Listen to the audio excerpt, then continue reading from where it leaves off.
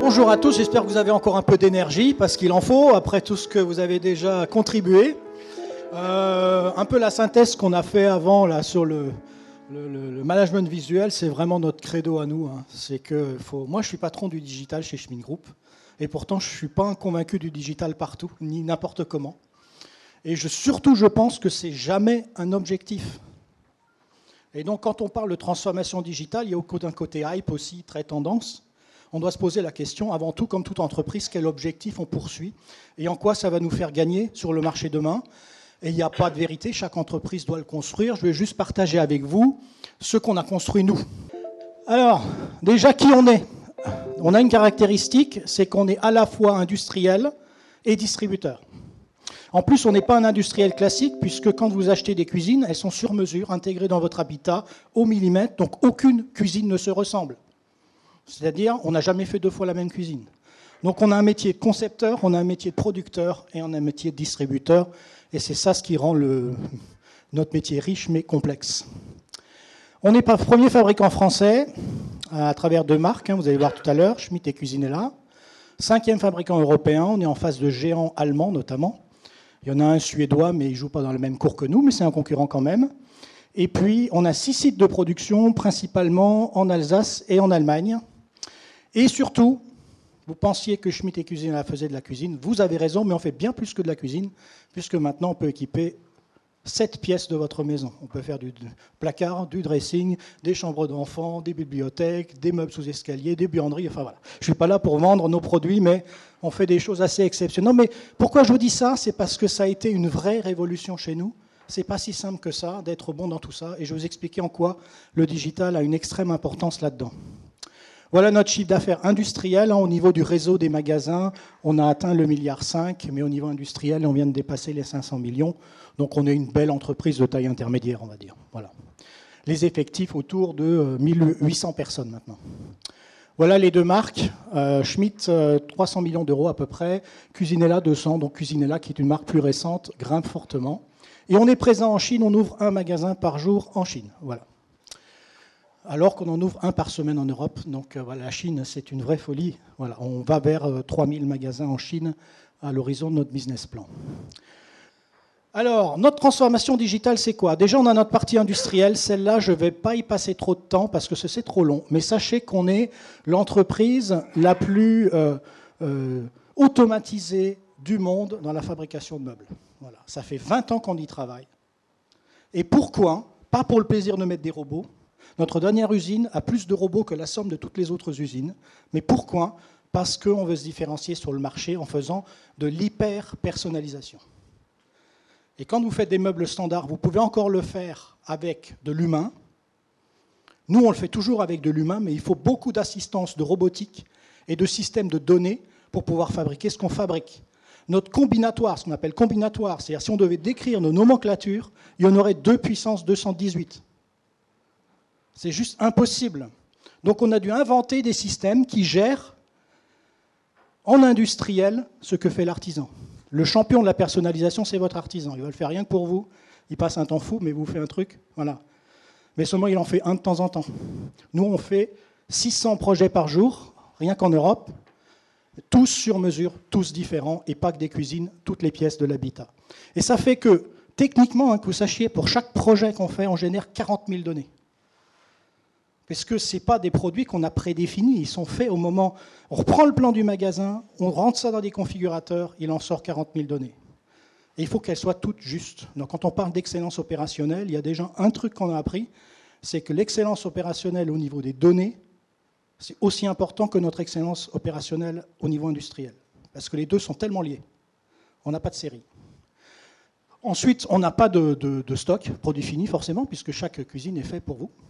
Et c'est du flux tendu, y compris avec nos fournisseurs, qui fabriquent les pièces aussi en fonction de chaque projet. Voilà, donc c'est ça qui est assez exceptionnel, et il a fallu 20 ans pour y arriver. Alors si on le refaisait maintenant, on mettrait moins de 20 ans, mais bon, on a appris entre-temps. Mais c'est un long apprentissage, et d'après vous, qu'est-ce qui a été le plus long ? La technologie ? Non. L'organisation et l'humain. Voilà, ça je rappelle, parce que c'est extrêmement important. C'est avant tout des projets de changement. et des projets de management, des projets de vision d'entreprise, des projets de différenciation sur le marché. Le digital est au service de tout ça et pas l'inverse. Ensuite, là, maintenant, je vais vous parler de notre transformation au niveau client. C'est-à-dire, autant on a été loin dans l'industriel pour le marché, pour nous différencier, mais on veut aussi travailler avec nos réseaux de vente pour pouvoir faire une expérience différenciante. Et là, c'est une toute nouvelle aventure. Mais pareil, on ne dit pas, le projet s'appelle Consumer Connect. Ça veut dire ce que ça veut dire. On veut se connecter à celui qui veut acheter des cuisines ou des aménagements, ou des rangements, ou des dressings, ou des placards. C'est ça l'objectif. Et surtout, on met le mot humain avant. C'est avant tout une aventure humaine. On veut emmener nos vendeurs, nos patrons de magasins, nos équipes vers une nouvelle aventure, inventer l'entreprise de demain, l'expérience de demain, et surtout pas multiplier les outils pour se faire plaisir. Et ça, c'est extrêmement important. Et ensuite, l'objectif qu'on poursuit, ce n'est pas le digital, c'est l'expérience client. Et je vais vous expliquer pourquoi. C'est parce que le consommateur, il est hyper exigeant, hyper connecté, hyper informé.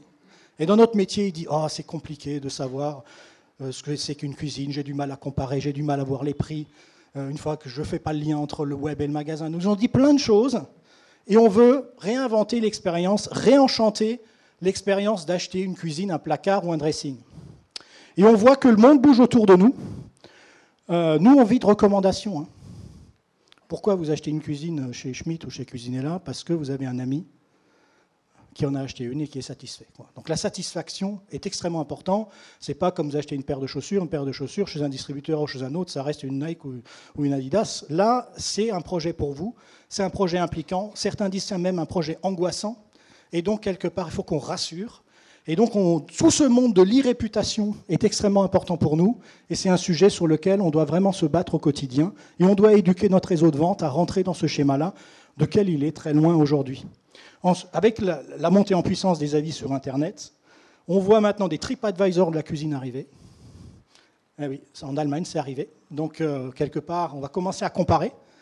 Il y a des gens qui prennent le client par un autre biais en disant « je vous fais toute votre décoration ». Et nous, on ne sera plus qu'un fabricant de meubles. Et on n'a absolument pas l'intention de devenir qu'un fabricant de meubles. On veut garder la relation client. Et puis, il y a des nouveaux acteurs qui apparaissent, qui, quelque part, peuvent nous prendre, année après année, des parts de marché. Il faut qu'on fasse très attention. Il peut aussi y avoir de la disruption, même dans un marché aussi traditionnel que la cuisine. Alors, on se donne quoi comme objectif, nous? C'est quoi les clés d'une expérience client qui est réussie? Des marques. Il faut que les marques soient réputées. En France, elles le sont. À l'étranger, il y a encore plus d'efforts à faire. Ça dépend dans quel pays. Ensuite, il faut qu'on réponde aux attentes croissantes des clients. Le client, il ne comprend pas qu'il ait un problème avec sa cuisine, il ne comprend plus. Et quand il ne comprend pas, il va sur Internet et il se plaint. Et derrière, il faut gérer tout ça. Donc, de plus en plus, et c'est là où ça rejoint l'excellence opérationnelle. L'expérience client, c'est avant tout de l'excellence opérationnelle. Vous allez comprendre la hauteur de notre défi pour nous, d'être bon dans l'excellence opérationnelle. C'est la base de tout. En fait, nous, on dit l'expérience client, mais si vous avez un problème avec votre cuisine, l'expérience client, vous avez beau mettre tout le digital que vous voulez, vous n'allez pas être content. Et donc, ça passe par que le projet se déroule super bien et le client, il comprend de moins en moins qu'il y a des problèmes. Bien sûr, c'est des produits et des services personnalisés, comme je vous ai dit. Nous, on est dans l'hyper-personnalisation et on veut y aller de plus en plus. On va sortir des nouveautés maintenant qui vont encore plus dans ce sens. On est les seuls à savoir faire. Et c'est une tendance en général. Soit on achète un produit série low cost, soit on prend un produit qu'on est prêt à payer un peu plus cher, mais qui est totalement personnalisé et intégré à son habitat. Ça doit être facile et omnicanal. Alors c'est là où le digital joue. Énormément. Ça doit être facile. Voilà. Ça doit être facile. Les gens ne comprennent pas que ce soit compliqué d'acheter une cuisine, ne comprennent pas qu'ils puissent, notamment les nouvelles générations, qu'ils ne puissent pas avoir tout en digital, qu'ils aient encore plein de papiers à signer, que le processus soit long et complexe. Et omnicanal, entre celui qui veut aller qu'en magasin et celui qui veut commencer sur Internet à rêver sa cuisine et aller après en magasin, chacun doit pouvoir faire comme il veut. Et alors après, très important, on a un produit émotionnel et dites-vous bien qu'on veut le garder. Donc il ne faut surtout pas que le digital nous empêche de faire de l'émotionnel, parce que c'est au cœur de votre maison, c'est au cœur de votre vie, c'est un projet important pour vous. Donc si on commence à mettre du digital partout, et que derrière le vendeur ne fait plus vivre une super expérience où vous avez absolument envie d'acheter votre cuisine, eh bien on aura tout perdu. Au contraire, on veut que le digital nous aide dans cette démarche. Donc vous voyez qu'on est loin encore du digital. Mais là où ça joue, c'est dans l'excellence opérationnelle. Parce que l'expérience opérationnelle, pour nous, on la définit comment? Quand vous êtes à la maison, vous devez avoir une expérience inspirante sur le net. Là, on a innové. pour que vous ayez, avec nos deux marques, une expérience exceptionnelle. Mais après, derrière, il faut qu'il y ait un sans couture entre ce que vous avez vécu sur Internet et le magasin. Et Dieu sait que ce n'est pas toujours le cas aujourd'hui, qu'on a un effort à faire pour que, quelque part, le magasin soit la continuité de l'histoire, de ce que vous avez vécu sur le web, de ce que vous avez vu sur le web. Et vous allez voir que c'est un gros challenge pour nous. Que dans le magasin, vous viviez l'histoire de la marque, et que, quelque part, vous puissiez avoir une expérience. On a mis de la réalité virtuelle en magasin, ça marche super bien, mais parce qu'on en a fait un outil de vente, et pas un gadget. Ensuite, il faut que le lien entre le magasin et l'usine, avec toute notre usine robotisée de partout, ça se passe extrêmement bien, que nos 40 000 données soient bien générées, que les fournisseurs soient connectés en temps réel. Et ensuite, que toute la logistique, y compris nos poseurs, extrêmement importants les poseurs, soient impliqués dans cette histoire-là. Et qu'ensuite, le vendeur vienne chez vous pour dire « Super, tout s'est bien passé, s'il y a un problème, je le corrige ». On ouvre une bouteille de champagne, et puis si vous avez un problème dans la vie de votre cuisine, on s'en occupe. C'est ça qui fera que l'expérience est bonne. Seulement si on arrive à gérer tous ces maillons. Et ça, c'est un changement de vision de l'entreprise qu'on a eu il y a 3 ans. Quand on parle de déploiement de politique, nous, on a changé de vision en disant notre métier, ce n'est pas juste là-haut Schmitt Group, mais c'est, d'un point de vue marketing, que gérer tous ces maillons de telle manière à ce que l'expérience se passe bien, en sachant que chacun sont des indépendants. Nos magasins sont des concessionnaires, comme dans l'automobile, des commerçants indépendants et fiers de l'être. Nos poseurs sont des indépendants, pas des salariés. Nos logisticiens, ce n'est pas de la logistique de palettes et des grands, c'est de la logistique de meubles, c'est des déménageurs presque, j'allais dire. Donc il faut fédérer tout ce beau monde pour arriver à avoir une expérience client qui tient la route. Et ça, c'est de l'excellence opérationnelle à tous les niveaux. Et c'est une chose que de faire l'expérience opérationnelle chez nous, c'est une autre chose que d'en faire chez les poseurs, c'est une autre chose que d'en faire dans les magasins, c'est une autre chose que d'en faire avec les logisticiens. Et nous, on pousse nos méthodes d'excellence opérationnelle dans ce qu'on appelle l'entreprise étendue, c'est-à-dire tous les acteurs qui participent à l'expérience client. C'est un énorme chantier, et le digital aussi. Donc on trace tout ce qui se passe, tous les événements non souhaités, de telle manière à ce qu'on pilote. Et vous savez que l'expérience opérationnelle, elle est basée sur les data, c'est-à-dire la connaissance de ce qui se passe. Encore faut-il en avoir. Donc on équipe tout ce beau monde en outils digitaux pour tracer l'expérience et voir ce qui est à améliorer. Et ensuite, on a dessiné un nouveau parcours. Alors comment on a fait? On a écouté nos consommateurs, on a tracé le parcours et on leur a dit qu'est-ce qui vous plaît, qu'est-ce qui ne vous plaît pas. Et on n'a pas parlé digital avec eux, on ne leur a pas dit quel outil digital vous voulez. C'est complètement égal. Ils disent quelle expérience vous voulez vivre, qu'est-ce qui vous paraît bien ou pas bien. Et il y avait des smileys verts, orange et rouge. Et on a dessiné notre parcours cible. Et seulement après, on a dit quel service on veut apporter. Et seulement si ça a un sens, le service est digitalisé. Vous voyez ce que je veux dire? Très important.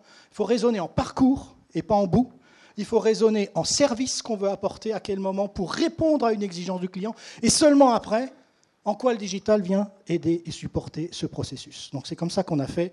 Et un petit film, ça vaut mieux que tous les mots. Donc je vais vous présenter la nouvelle aventure Schmitt. Donc voilà l'expérience Schmitt. Alors c'est un peu un outil didactique qui nous a permis de faire comprendre au réseau de vente de nos concessionnaires où on veut aller. Et ça a l'air de rien, mais c'est un vrai changement culturel. Parce que quelque part, eux, ils nous voient comme industriels. Nous, Schmitt Group, on fabrique des meubles, on l'envoie chez eux, puis eux, ils font les projets, et les clients, c'est les leurs. De quoi vous vous mêlez en essayant de faire un parcours complet.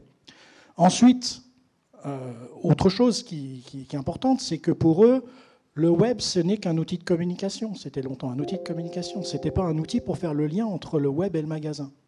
Il faut bien comprendre que d'un côté, on avait le marketing avant qui faisait le web, et de l'autre côté, le réseau de magasins. Et là, on fait un parcours qui commence sur le web et qui continue en magasin sans couture. Donc il faut que le magasin, moi je leur ai dit d'après vous, j'ai dit au patron de magasin, vous ne connaissez pas la vitrine de votre magasin. Ils m'ont dit comment? Mais si, je la connais mieux que toi. J'ai dit, mais non. La première vitrine de ton magasin, elle n'est pas dans telle rue, elle est sur Internet. Il y a des millions de gens qui passent devant tous les jours. Comment tu fais pour les accueillir? Donc on essaye de faire un lien entre la culture magasin, qui est d'accueillir quelqu'un qui passe la porte, avec une culture web où il y a des gens qui passent la porte de nos marques virtuellement, et pas que sur Internet, dans les réseaux sociaux. Et en disant, demain, c'est pas juste j'attends dans mon magasin que la personne rentre, et puis ensuite je applique la méthode de vente, et puis je lui fais vivre une belle expérience. Mais c'est, je vais le chercher là où il est. On a dit, on va chercher les gens sur leur canapé, parce que c'est là qu'ils vont prendre leurs décisions demain. Et comment on va faire? Et donc c'est un vrai changement culturel, où les gens ils doivent voir plus loin que leur magasin. Deuxième changement culturel fort, c'est que longtemps, c'était une vente one-shot. On achète une cuisine tous les 17 ans ou 20 ans en France. Donc une fois que j'ai vendu, l'histoire se termine. On dit, mais non, déjà l'histoire ne se termine pas parce que tu dois t'assurer que l'expérience qu'il a, une fois que sa cuisine est installée chez lui, elle soit toujours bonne et qu'au moindre problème, tu viennes le satisfaire. Mais en plus, c'est un ambassadeur de la marque qui va en parrainer d'autres. Et maintenant, on a cette occasion de vente dans l'habitat, donc il faut le faire revenir. Mais le magasin, il n'est pas câblé comme ça, il n'est pas organisé comme ça.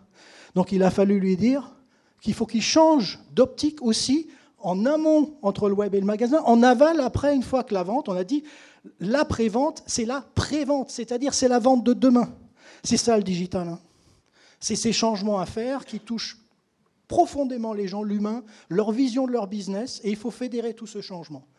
Faire les outils digitaux, quelques mois, voire quelques années, si on prend l'ensemble, faire ce changement-là, c'est des années, quoi. Parce que voilà, l'humain, derrière, doit être amené. Donc il faut donner de la vision, il faut donner du sens, il faut amener les gens, les accompagner. Et c'est ça tout l'enjeu de la transformation digitale, et ce n'est pas les outils qui ne sont qu'au service des choses. Après, je vous prends un autre exemple. Et après, je vais poser la question. On a eu, par exemple, les lunettes. Je vous donne un exemple. Le truc, la réalité virtuelle. C'est très tendance et tout ça. Puis on s'est dit, finalement, nous, pourquoi on utilise la réalité virtuelle? Parce que c'est tendance? Non. C'est parce que les gens ont besoin de se projeter dans leur projet. C'est difficile. Il y en a qui arrivent à lire en 2D. Vous montrez un plan, le mec, il le voit dans son cerveau en 3D, il se balade dedans, et voilà. Et il y en a qui ne sont pas faits comme ça du tout. Ils ne savent pas ce que ça va donner. Ils signent un chèque de plusieurs milliers d'euros et ils ont du mal à se représenter. Et donc, si on le rentre dans notre méthode de vente au bon moment, on en fait un outil différenciateur parce qu'on aura fait se plonger les gens dans leur projet avant même de l'avoir. Et vous savez ce qui a été encore plus efficace? C'est que beaucoup de gens ont vu leur nouvel appartement pour la première fois en 3D, au-delà de la cuisine. Et ça les a décidés à acheter. Vous voyez ce que je veux dire? C'est que c'est le lien entre les digitales, l'émotionnel, l'humain et la méthode de vente qui fait l'efficacité. Et il y a d'autres façons de faire. Vous mettez les lunettes au mauvais moment, vous perdez des ventes. Vous perdez des ventes, hein. Je vous assure, on l'a mesuré. Hein. Donc, extrêmement important de placer le digital au bon endroit. Maintenant, les questions. Oui, alors une question ici. Oui. J'ai beaucoup apprécié en fait le parcours de l'expérience client dans son ensemble, et ça me fait penser à une analogie par rapport à mon entreprise, à mon contexte, Française des Jeux, où on travaille aussi avec un réseau qui ne nous appartient pas, le réseau des détaillants, réseau, et même entre les détaillants et nous, on a aussi un réseau d'intermédiaires commerciaux, donc des responsables de secteur. Donc la question, ça va être comment vous avez réussi, quelles sont vos astuces ou vos leviers ou les choses qui n'ont pas forcément marché aussi pour embarquer des parties prenantes qui, comme vous dites, sont indépendants, sont autonomes, sont fiers de l'être, et comment vous allez déployer l'excellence opérationnelle et la transformation digitale avec eux? Alors, premièrement, comment on a amené notre réseau de vente? Déjà, c'est très compliqué. Par contre, on a un avantage, nous, c'est qu'ils sont exclusifs quand même, par rapport, je ne sais pas, Française des Jeux, ils font d'autres choses, ils font plein d'autres choses, donc voilà. Donc chez nous, c'est quand même quelque part, on a une bannière en commun, c'est la marque. Et ça, on l'a travaillé longtemps avec eux en disant non, c'est pas juste client-fournisseur, hein. C'est la marque qui nous fédère et c'est le client final qui fait vivre les deux. Donc on a travaillé cette vision et on a un processus de vision avec eux tous les 2 ans où on revoit la vision. Et on revoit aussi tous les 5 ans, donc on a un processus quelque part où on se crée comment on va travailler ensemble. Et actuellement, on va un cran plus loin, c'est la première cette année, où on va faire un comité d'orientation stratégique commun. C'est-à-dire qu'entre des représentants du réseau et notre comité de direction, on va définir les points communs stratégiques pour l'avenir sur lesquels on veut travailler. C'est comme ça parce que si on pousse un projet sans que la vision ait été commune de l'intérêt de chacun, déjà ça ne marchera jamais. Premièrement. Mais ensuite, il faut, leur faire comprendre. Ça, c'est l'exercice de vision. Deuxièmement, après avoir compris, il faut qu'ils adhèrent. Et ça, c'est encore une autre étape. Nous, on en a compris, mais qui n'ont pas adhéré. Ils ont dit, attends, moi, mon business, il tourne sans ça, je ne vois pas pourquoi, parce qu'ils payent tout ça. Ils payent. Donc, ils se disent, mais pourquoi je payerais moi, mon business? Les gens, ils rentrent tout seuls dans le magasin, moi, ça marche, ça va très bien pour moi. Donc, comment on peut les faire adhérer? Et après les faire adhérer, il faut les faire agir.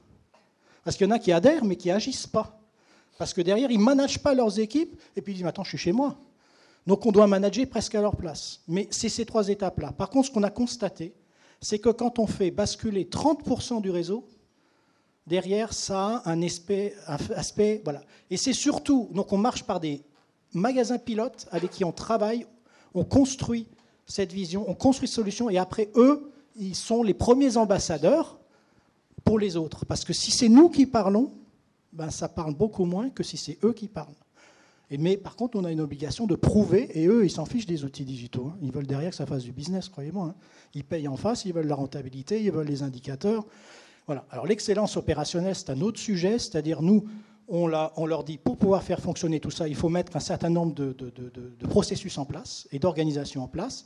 Et là, on travaille avec eux pour que derrière, ils le fassent, mais après, chacun l'adapte, et puis certains y vont, d'autres y vont moins. Donc c'est là, c'est tout un travail qu'il faut faire et refaire pour convaincre tout le monde.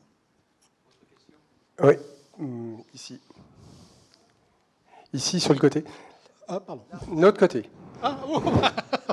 Oui, pour compléter ce qui vient d'être dit, et vous avez parlé de votre réseau de vente, mais vous avez aussi la difficulté que c'est dans votre boucle que vous avez bien décrite, vous avez à la fois les déménageurs, ce que vous avez appelé les déménageurs, donc qui ont la culture de l'huile de coude, et les artisans qui ont la culture du manuel. Oui. Comment ces gens-là, qui sont peut-être très éloignés pour certains du logiciel et du digital, comment vous les avez aussi acculturés à votre évolution, à ce Big Bang numérique auquel vous les avez Alors, contraints. les logisticiens, pour prendre cet exemple, derrière, en fait, étonnamment, ils étaient fiers d'avoir des terminaux numériques. À un moment donné, on leur a dit, vous allez avoir un coup d'avance, les gars, vous allez quand même être parmi ceux qui vont montrer le chemin pour demain. Et ils en ont fait une vraie fierté. Regardez. D'abord, la crainte de nouvel outil, mais s'il n'y a que la crainte et qu'il n'y a pas la fierté de dire j'ai fait un truc, et c'est ce jour-là où on est passé de crainte à fierté qu'on a gagné. Ça, c'est un exemple précis. Après, les poseurs, pour l'instant, ne sont pas encore dans la boucle. Voilà, on a fait des choix et des priorités. Ça va être un prochain chantier. Mais là aussi, ils sont demandeurs, en fait. Parce qu'on a une gamme de produits tellement large et tellement complexe que pour être poseur, il faut être un super-héros, quoi, hein. Donc, quelque part, aidez-moi. Donc, il y a un besoin profond qui est là. À la limite, même, on a reporté un peu ce projet poseur. Ils étaient premiers à être frustrés. Vous voyez, c'est qu'il faut que ça réponde à une demande. Et puis après, quelque part, qu'ils aient une fierté, quelque part, de faire partir de ça. Ce n'est pas en l'imposant qu'on arrive. Ça ne marche jamais, ça. Ou alors, on met des années. Maintenant, on a quoi, 3000 poseurs, je crois. Bon, ça va être une vraie aventure, hein. Voilà. Une dernière question. Voilà. Bon, étant un client Cuisinella, Ah ouais. D'autres clients, je n'ai pas vu sur votre boucle toute la partie service après-vente. Oui. Alors ça, c'est juste. C'est un vrai sujet, service après-vente. Alors déjà, parce que je ne peux pas tout montrer, chez Schmitt, on a développé, mais vous voyez, ce n'est pas forcément du digital. Après, on peut y venir. Déjà, s'organiser, ce qu'on appelait excellent Schmitt, c'est-à-dire on a une approche par les services maintenant. C'est-à-dire, je ne sais pas quand vous l'avez acheté, votre cuisine. Il y a 6 mois. Je veux changer de porte, par exemple. J'ai acheté une porte. Ouais. Et comment je fais? Je suis obligé de retourner à l'agence. Normalement pas. Normalement pas. Vous voyez, l'exécution. Je ne suis pas au courant, mais merci. Normalement pas. Vous avez vous avez une garantie Schmitt Excellence qui vous donne un interlocuteur unique qui gère pour vous tous ces aspects-là. Après, dans le digital, ça c'est un futur chantier, ce qu'on appelle le Smart SAV, quoi. C'est-à-dire faciliter le SAV pour le client d'un point de vue digital. C'est-à-dire que vous puissiez prendre en photo ce qui ne va pas, l'envoyer, puis c'est plus votre problème. Vous voyez ? Voilà. Maintenant, on ne peut pas mener tous les chantiers, mais c'en est un qu'on a dans notre feuille de route, qui est important, parce que c'est une frustration du client qui nous a clairement donné. Ouais. C'est la vie de la cuisine après. Mais voilà. Mais on a encore d'autres innovations qui vont venir, qui sont encore plus, on va dire, marrantes que celles-là, là, qui vont être intéressantes. Merci Franck pour ce partage. Bravo.